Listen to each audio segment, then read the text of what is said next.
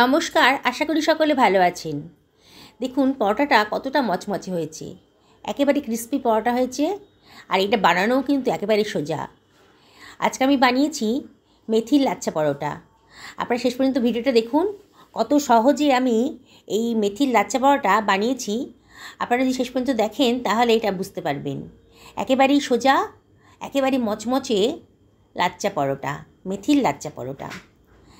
এটা বানানো খুবই সোজা। আপনারা একবার যদি দেখেন রেসিপিটা তাহলে এটা বানিয়ে নিতে পারবেন। এটা বানানো এতই সোজা যে বিগিনার্সরাও একবার দেখলে পরেই বানিয়ে ফেলতে পারবেন। আমি 2 বাটি মতন ময়দা নিয়ে নিয়েছি, আর 1 বাটি মতো কুচনো মেথি শাক ভালো করে ধুয়ে রেখেছিলাম, ভালো করে কুচিয়ে রেখেছিলাম, সেটা নিয়ে নিলাম। এবারে আমি নিয়ে নিচ্ছি 1 বাটি মতন ধনেপাতা কুচি। এটাকে আমি আগে থেকে ভালো করে ধুয়ে কুচি কুচি করে কেটে রেখে দিয়েছিলাম। এবার নিয়ে নিলাম 2 টেবিল চামচ মতো দই। দইটা দিলে পরে পরোটার টেস্টটা খুব সুন্দর আসে। 2 টেবিল চামচ মতো দই আমি এর মধ্যে দিয়ে দিলাম। আর এর মধ্যে আমি দিয়ে দিচ্ছি 1 টেবিল চামচ মতো আদা গ্রেট করে রেখেছি, সেটা দিয়ে দিলাম। আর দিয়ে দিলাম 1 টেবিল চামচ মতো রসুন গ্রেট করে রেখেছিলাম, সেটাও দিয়ে দিলাম। আপনার যদি রসুন পছন্দ না হয় তাহলে এটা অ্যাভয়েড করবেন। আর দিয়ে দিলাম কুচনো কাঁচা লঙ্কা। লঙ্কাটা আপনারা যেরকম ঝাল পছন্দ করেন সেই অনুযায়ী দেবেন। এবার দিয়ে দিলাম 1 টেবিল চামচ মতো লবণ। আর আমি দিয়ে দিচ্ছি 1 টেবিল চামচ মতো চিনি। চিনিটা দিলে কিন্তু পরোটার টেস্টটা খুব সুন্দর আসে। আমি এই জন্য চিনিটা এখানে দিলাম। আর দিয়ে দিলাম 1 টেবিল চামচ মতো হলুদের গুঁড়ো। আর দিয়ে দিচ্ছি 1 টেবিল চামচ মতো জিরের গুঁড়ো, 1 টেবিল চামচ মতো ধনের গুঁড়ো। আর দিয়ে দিলাম 1 টেবিল চামচ মতো লঙ্কার গুঁড়ো। এবারে এর মধ্যে দিয়ে দিচ্ছি হাতে ঢুলে একটুখানি জোয়ান। জোয়ানটা দিলে পরেও অম্বল গ্যাসটা একটু কম হয়, হজমের পক্ষে খুব ভালো জোয়ান, এই জন্য একটু জোয়ান দিয়ে দিলাম। আর দিয়ে দিলাম 2 টেবিল চামচ মতো তিল, সাদা তিল এখানে আমি ইউজ করেছি। আপনাদের কাছে থাকলে পরে দেবেন, না থাকলে এটা অ্যাভয়েড করবেন। আর দিয়ে দিলাম 1/2 টেবিল চামচ মতো চাট মশলা দিয়ে এবার সব কিছু আমি ভালো করে মিশিয়ে নিচ্ছি। খুব ভালো করে আমি প্রথমে সবগুলো মিশিয়ে নেব। মিনিট 2 ধরে ভালো করে মিশিয়ে নেব, যাতে মশলাগুলো সব ভালোভাবে ময়দার সঙ্গে মিশে যায়। প্রথমে জল দেব না, ভালো করে মিশিয়ে নেব। এবারে সব কিছু ভালো করে মেশানো হয়ে গেছে। এবার আমি অল্প অল্প জল দিয়ে, একেবারে রুম টেম্পারেচারের জল, ঠান্ডাও দিইনি গরমও দিইনি, একেবারে রুম টেম্পারেচারের জলটা আছে সেই জলটা দিয়ে অল্প অল্প করে জল দিয়ে আমি ময়দাটা মেখে নিচ্ছি। দেখুন ময়দাটা আমার মাখা হয়ে গেছে। খুব বেশি নরমও হয়নি, খুব বেশি শক্তও হয়নি। ভালো করে ঠেসে ঠেসে ময়দাটা মেখে নিতে হবে। যত ভালো করে ময়দাটা মাখা হবে ততই পরোটার টেস্টটা ভালো হবে। এবারে আমি 1 টেবিল চামচ মতো সাদা তেল দিয়ে ময়দাটা আবারও ভালো করে খানিকটা মেখে নেব। আগেই বলেছি ময়দাটা যত ভালো করে মাখা হবে ঠেসে ঠেসে, ততই কিন্তু পরোটাটা সুন্দর খেতে হবে। তাই ময়দাটা মাখার জন্যে মিনিট 4-5 সময় দিতে হবে। খুব ভালো করে ঠেসে ঠেসে ময়দাটা আমি মেখে নিচ্ছি। ময়দাটা আগের থেকে অনেক স্মুথ হয়ে গেছে। এবারে এটাকে আমি ঢাকা দিয়ে রাখবো আধ ঘন্টার জন্যে। আপনাদের কাছে যদি হাতে টাইম না থাকে তাহলে আপনারা মিনিট 10 রাখলেই হবে, রেস্টে রাখলেই হবে। আধ ঘন্টা হয়ে গেছে। দেখুন ময়দাটা কিন্তু আগের থেকে আবার অনেকটাই স্মুথ হয়ে গেছে, অনেকটা নরমও হয়ে গেছে। আবারও খানিকটা আমি মেখে নিচ্ছি। অনেকটাই নরম হয়ে গেছে, তাহলে আরেকটু উপর থেকে ময়দা ছড়িয়ে দিলাম, দিয়ে আবারও ভালো করে ঠেসে ঠেসে ময়দাটাকে আমি ভালো করে মেখে নিচ্ছি। একেবারে মাখতে মাখতে একেবারে স্মুথ হয়ে গেছে। দেখুন আবারও ঠেসে ঠেসে মিনিট 2 ধরে ময়দাটাকে ভালো করে মেখে নিলাম। ময়দাটা মাখা হয়ে গেছে। এবার আমি হাতের সাহায্যেই লেচি কেটে নিচ্ছি। হাত দিয়ে লেচি কেটে সামান্য একটু ময়দা দিয়ে একটা লেচি নিয়ে নিয়েছি। আমি কিচেন টপের ওপরেই বেলে নিচ্ছি। দেখুন প্রথমে গোল করে নিলাম, দিয়ে ময়দা দিয়ে বেলবো। দিয়ে আমি এটাকে হালকা হাতে বেলুনের সাহায্যে বেলে নিচ্ছি। প্রথমে গোল করে বেলে নিলাম। আমি 2 রকম পদ্ধতি দেখাবো আপনাদের লাচ্ছা পরোটা বানানোর জন্যে। দেখুন আপনারা খুবই সোজা, একবার দেখলে পরেই আপনারা নিজেরাই বাড়িতে বানিয়ে নিতে পারবেন। বিগিনার্সরাও একদম অতি সহজেই এটা বানিয়ে নিতে পারবেন। প্রথমে গোল করে একটা রুটির মতো বেলে নিলাম, ময়দা দিয়ে বেলেছি।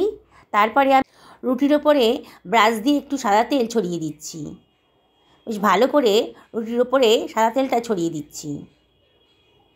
এরপরে আমি এর মধ্যে দিয়ে দিচ্ছি সামান্য একটু ময়দা। এবারে আমি রোল করে নিচ্ছি। দেখুন ভিডিওতে যেমন দেখাচ্ছি, একেবারেই সোজা বানানোটা রোল করে নিলাম। এইবারে রোলের ওপর থেকে আমি, দেখুন রোলটা হয়ে গেছে, এবার রোলের ওপর থেকে আমি ছুরি দিয়ে ওপরটা কেটে নিচ্ছি। দেখুন ভিডিওতে যেমন দেখাচ্ছি, একেবারেই সোজা বানানোটা একবার দেখলে যে কেউ বানিয়ে ফেলতে পারবে। এবার আমি সাইড করে পাকিয়ে নিচ্ছি, একটা লেচির আকারে কেটে নিলাম। নিচটাকে ওপরের পোর্শনের সঙ্গে জুড়ে দিয়েছি। দেখুন আমার কিন্তু লেচিটা তৈরি হয়ে গেছে, লাচ্চা পরোটার লেচিটা তৈরি হয়ে গেছে। আমি আর একটা পদ্ধতিও দেখাচ্ছি, এটা খুব সোজা। একটা রুটি বেলে নিলাম, অয়েল ব্রাশ করে তারপর একটু ময়দা ছিটিয়ে দিয়েছি, দিয়ে দুপাশ থেকে একটু ভাঁজ করে নিয়েছি, আবার ভাঁজ করে আবার একটু অয়েল দিয়ে দিয়েছি, দিয়ে আবারও একটুখানি ময়দা ছড়িয়ে দিলাম, দিয়ে সাইড করে রোল পাকিয়ে নিচ্ছি। দেখুন এই পদ্ধতিটাও খুবই সোজা। আপনারা যে কোনো পদ্ধতিতেই লাচ্চা পরোটার লেচিগুলো রেডি করে ফেলতে পারেন। এবার ওপর থেকে চাপ দিয়ে আমি লেচিটা তৈরি করে দিলাম, সাইডের পোর্শনটা যেন ভেতর দিকে ঢুকে যায়। দেখুন এইভাবেও আপনারা লাচ্চা পরোটার লেচিটা রেডি করে ফেলতে পারেন। খুবই সোজা, দুটো পদ্ধতি খুবই সোজা। আপনারা যে কোনো একটা পদ্ধতিতে লাচ্চা পরোটার লেচিগুলো রেডি করে ফেলতে পারেন। আমার সবগুলো লেচি রেডি করা হয়ে গেছে।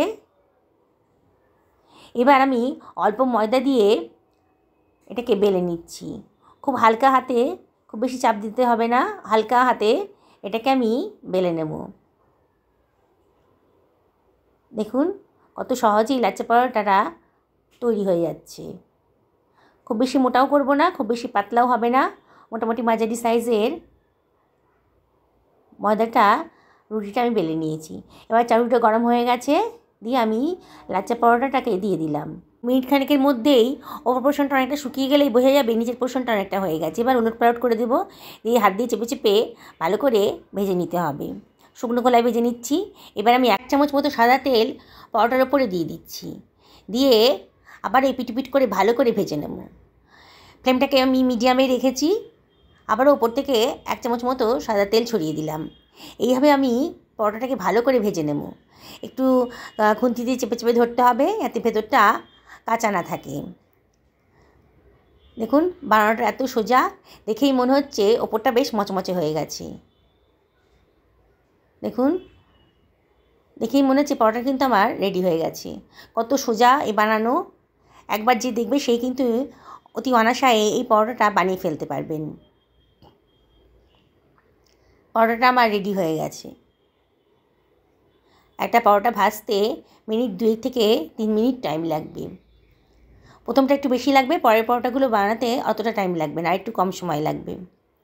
দেখুন পরোটাটা কালারটা কত সুন্দর এসছে। এইভাবে আমি পরোটাগুলো বানিয়ে ফেলছি। বন্ধুরা আমি আপনাদেরকে রিকোয়েস্ট করব, আপনারা যদি রেসিপিটা ভালো লাগে তাহলে লাইক করবেন, কমেন্ট করবেন আর শেয়ার করবেন। আপনাদের একটা লাইক, কমেন্ট, শেয়ার আমার এই চলার পথের অমূল্য সম্পদ। আর যেসব বন্ধুরা আজকে আমার চ্যানেলের প্রথম দিন, তারা যদি ইউটিউব থেকে এই রেসিপিটা দেখেন, তাহলে আমি তাদেরকে রিকোয়েস্ট করব আমার চ্যানেলটা সাবস্ক্রাইব করতে। আর যদি ফেসবুক থেকে দেখেন, তাহলে আমি তাদেরকে রিকোয়েস্ট করব আমার পেজটাকে ফলো করতে।